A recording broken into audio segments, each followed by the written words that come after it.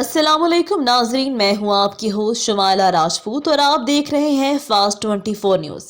खबर शामिल करते हैं हमारे रिपोर्टर पंजाब पीर मोहम्मद फुकराज अब्बासी की रिपोर्ट के मुताबिक बताया जाता है कि इलेक्शन एक साथ और निगरान हुकूमतों के तहत होने चाहिए, यही आइन की मंशा है।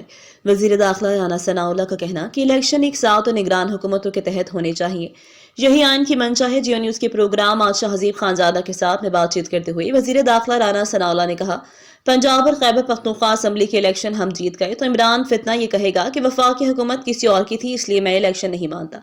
उन्होंने कहा, बाद में कौमी असम्बली के इलेक्शन जीत गए तो फितना ये कहकर धांधली का इल्जाम लगाएगा कि दो सूबों में दूसरों की हुकूमत थी, ये फितना उसी काम पर लगा रहेगा। वजीर दाखिला ने कहा कि इमरान खान ने जुडिशल कम्प्लेक्स पर हमला किया, मेरी राय है कि उसे गिरफ्तार होना चाहिए। 25 मई के बाद मंगल के रोज मौका था कि इमरान खान को गिरफ्तार कर लिया जाता, मगर इत्तेहादी हुकूमत ये फैसले सब करने के होते हैं। वाज़ेह है कि गुज़िश्ता रोज पंजाब खैबर पख्तूनख्वा इलेक्शन अज खुद नोटिस केस में सुप्रीम कोर्ट ने दोनों सूबों में इंतखाबात 90 दिनों में करने का हुक्म दिया। ये थी हमारी आज की खबर। मजीद ऐसी खबरें देखने के लिए देखते रहें हमारा चैनल फास्ट 24 न्यूज़। अपनी होस्ट शुमाइला राजपूत को दीजिए इजाजत। अल्लाह निगहबान।